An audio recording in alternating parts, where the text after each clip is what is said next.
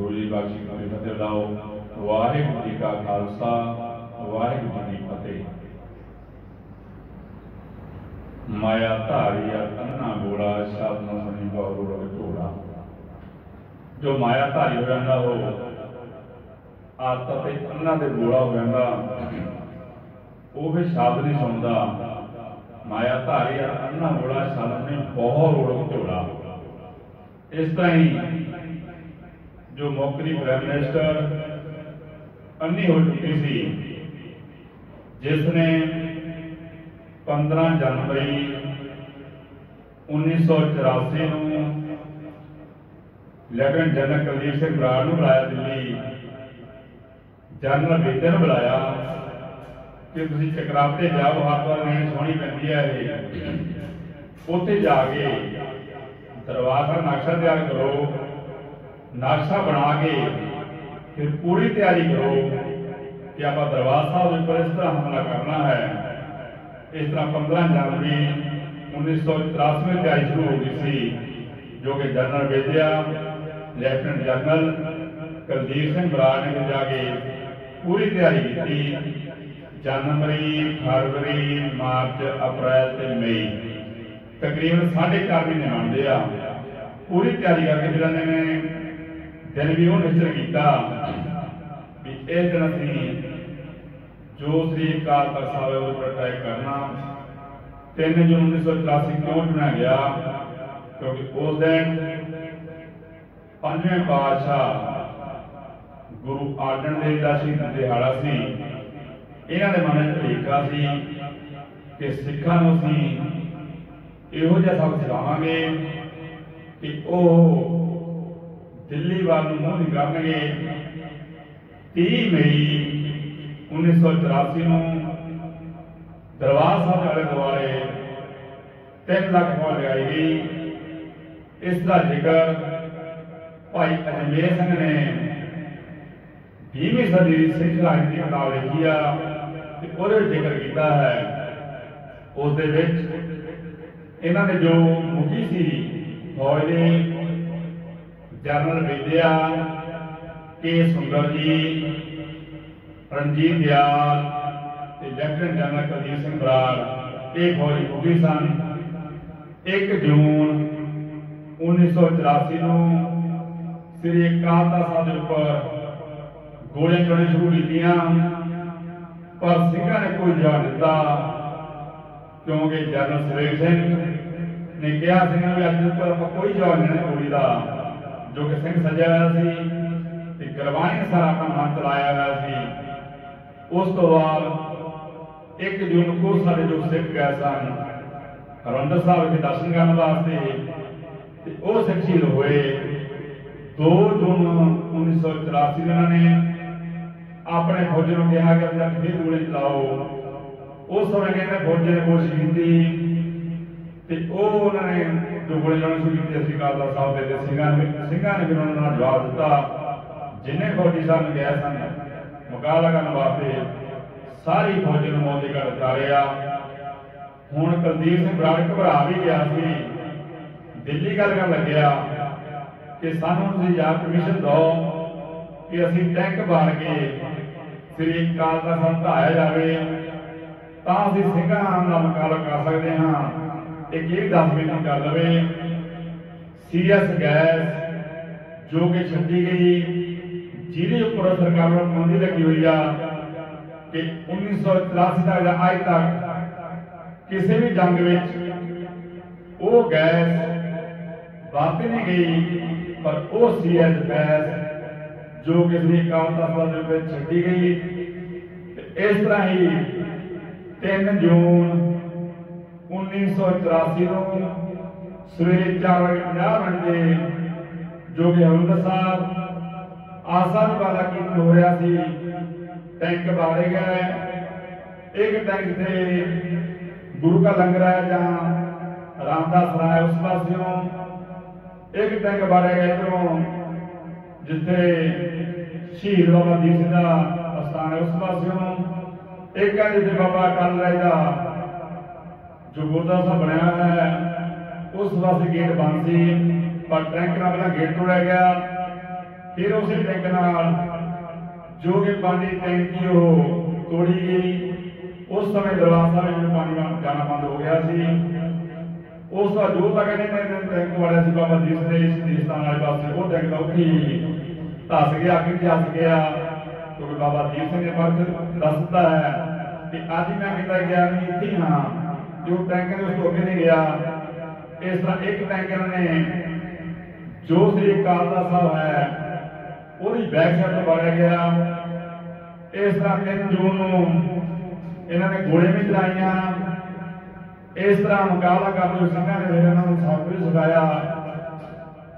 सब पता ही है 3 जून 1984 को ही जिस दिन 5वें पातशाह गुरु अर्जन देव का शहीदी दिहाड़ा सी, उस दिन ही फिर इन्होंने श्री अकाल तख्त साहब तकरीबन 75% कहते जो खत्म करता तोपा ने कोई डाकदा कि फिर संत जरनैल सिंह भिंडरां वाले भाई अमरीक सिंह कुछ सिंह अंदरों बाहर आए जो कि इन्होंने फौज का मुकाबला करते हुए 6 जून 1984 को शहीदियां प्राप्त किया। सिंघां ने भाई जरनैल सिंह भिंडरां वाले ने भाई अमरीक सिंह जी ने।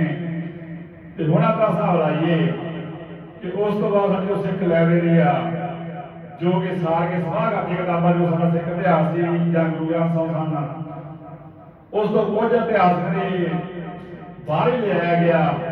जो साडा इतिहासिक इतिहास जो साडी सिख लाइब्रेरी सी भी चंगी तरह जो किताबां सन जां होर सी उस नूं अग लगाई गई। ते इह आपां सोचीए पुछीए इन्हां भी जिहड़े सिख हरमंदर साहब के दर्शन करने वास्ते गए उन्होंने की कसूर सी। एक और 80 सिख जो बंद करते हैं उन्होंने 5 दिन ताला नहीं खोलिया। उसका जो ताला खोलिया 75 सिख मार चुके सन। उस तो बाद ये भाई ने लिखा है किताब ये लिखा रामदास सरोवर का है जो रामदास राह है उसके रूम नंबर 5 35 सिखा बंद किया गया। चलो मैंने 3-4 दिन ताला खोलिया तो सारी सिख मरे हुए सन। उन्होंने दसो की कसूर सी। रूम नंबर 5 रामदास राह की गल की भाई अजमेर सिंह ने 20वीं सदी सिख राज की किताब उन्हें भी दसिया एक साडी सिख भी साडी भैन जिस उम्र 23 साल की जो कि इन्होंने 11 लोगों ने गोलियां नाल शहीद की। उसका बच्चा 2.5 साल का कोल बैठा सी। वो कोशिश कर रहा कि मैं अपनी मां का दुध चुंगा जो फौजी ने देखा वो 2.5 साल में चक्या हेठा मार मार के उसका सिर से छोड़ दिता। उस बच्चे को भी शहीद किया नाल लंबा दो बच्चा कि 2.5 साल के बच्चे का। अज ये पूछे इन्हों कि पौंडा साहब तो 2 बसा आई सन गुरु का गुरपुरब मनाने वास्ते हरमंदर साहब दर्शन करने वास्ते 2 जो बच्चे सन वो सारे शहीद हुए। उन्होंने की कसूर सी।